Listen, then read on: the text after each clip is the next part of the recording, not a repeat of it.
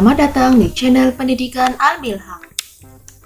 Kelas 5, tema 6, subtema 3, muatan pelajaran IPA, bahan konduktor dan isolator. Lani memilih bahan dari kayu untuk mengaduk kopi yang panas daripada bahan dari logam. Apakah kalian tahu alasannya? Kayu merupakan bahan yang tidak dapat menghantarkan panas atau isolator, sedangkan logam adalah konduktor panas atau penghantar panas yang baik.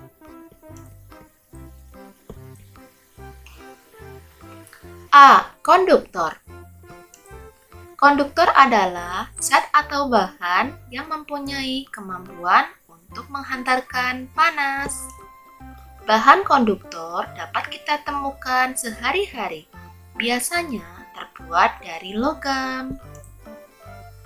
Berikut adalah contoh dari konduktor: tembaga, besi, aluminium, kuningan, emas, baja, air raksa atau merkuri, serta perak.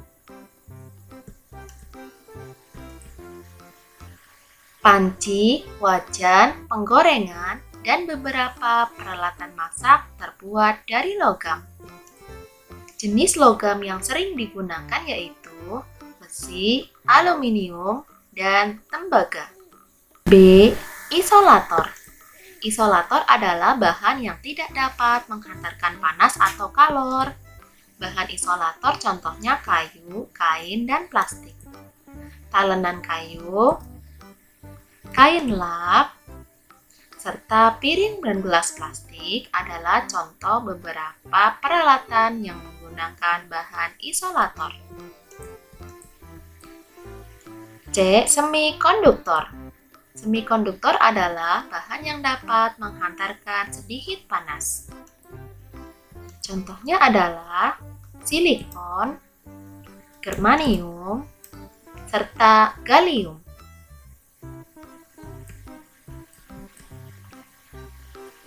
Mari kita praktekkan percobaan di bawah ini. Siapkan alat dan bahannya. 1. Batang besi yang panjangnya lebih kurang 50 cm. 2. Batang tembaga lebih kurang 50 cm. 3. Sumpit bambu yang ujungnya diikat dengan gerang karet.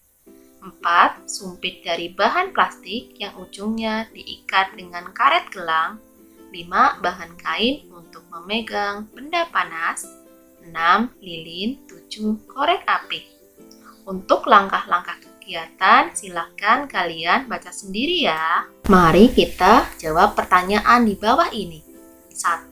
Apakah yang terjadi pada saat kamu memegang batang besi dan tembaga dengan menggunakan sumpit yang terbuat dari bambu? Tangan tidak merasakan panas lilin dengan sumpit yang terbuat dari bambu. 2. Mengapa demikian? Karena sumpit bambu merupakan bahan isolator, sehingga tidak dapat menghantarkan panas. 3. Apakah yang terjadi pada saat kamu memegang batang besi dan tembaga dengan menggunakan sumpit dari bahan plastik? Tangan tidak merasakan panas lilin dengan sumpit yang terbuat dari plastik. Mengapa demikian? Karena sumpit plastik merupakan bahan isolator. 5.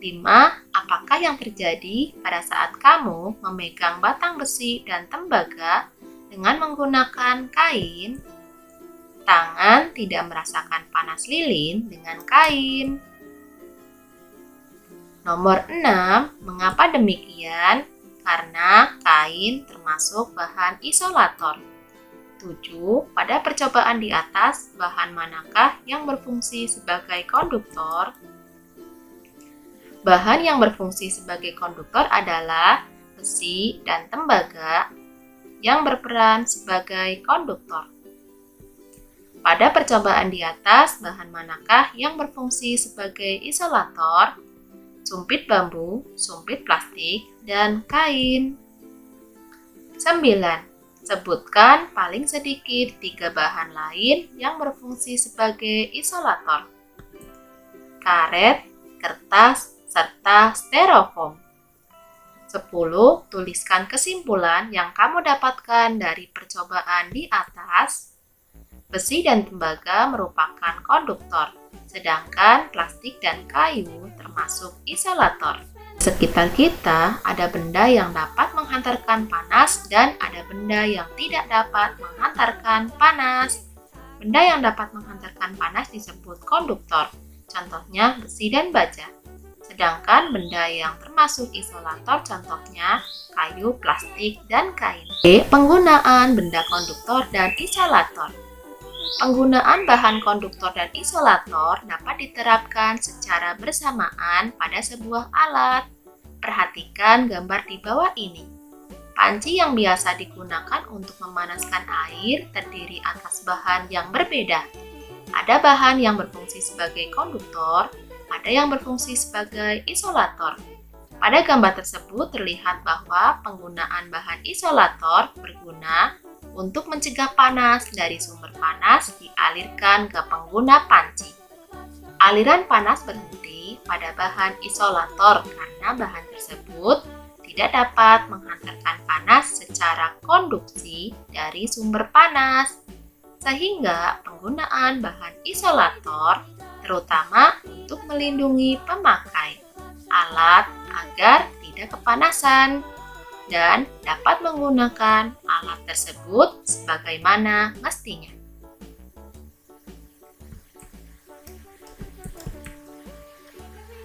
Selanjutnya, alat yang menggunakan bahan isolator dan konduktor secara bersamaan adalah termos. Pencipta termos pertama kali pada tahun 1902 adalah James Stewart. Penemuannya didorong oleh kebutuhannya untuk menjaga agar minuman baginya tetap hangat. Tetapi saat itu, untuk menjaga suhu minuman agar tetap hangat merupakan hal yang sulit dilakukan, terutama pada kondisi cuaca dingin seperti di Eropa. Karena kebutuhan inilah, James Stewart menemukan cara membuat botol hampa udara. Botol hampa udara merupakan wadah dari kaca berdinding ganda dengan ruang di antara dindingnya dikosongkan dan ditutup rapat untuk mencegah agar panas tidak menjalar. Sementara dinding sebelah dalam botol tersebut dilapisi perak untuk mempertahankan panas. Botol hampa udara itulah yang kemudian menjadi cikal bakal lahirnya termos. Botol hampa udara buatan James Stewart dan penutup bol buatan mertuanya sampai sekarang dapat dilihat di Museum Ilmu Pengetahuan di London. Penutup gabus berfungsi sebagai isolator, lapisan perak berfungsi sebagai konduktor. Mari jawab pertanyaan pada buku halaman 182. 1. Nama alat dan bagiannya pegangan panci. Bahan plastik kegunaan untuk membuka dan menutup tutup panci. Sifat hantaran sebagai isolator. 2. Panci. Bahan aluminium kegunaan untuk memasak. Sifat hantaran sebagai konduktor. 3. Alat setrika. Bahannya tembaga. Kegunaan untuk merapikan baju. Sifat hantaran sebagai konduktor. Selanjutnya, pegangan setrika. Bahannya adalah plastik, kegunaan untuk pegangan tangan. Sifat hantaran sebagai isolator.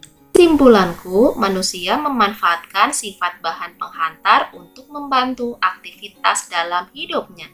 Contohnya, panci memiliki bahan konduktor dan isolator. Konduktor pada aluminiumnya, sedangkan isolator pada plastiknya. Perhatikan gambar solder listrik di atas.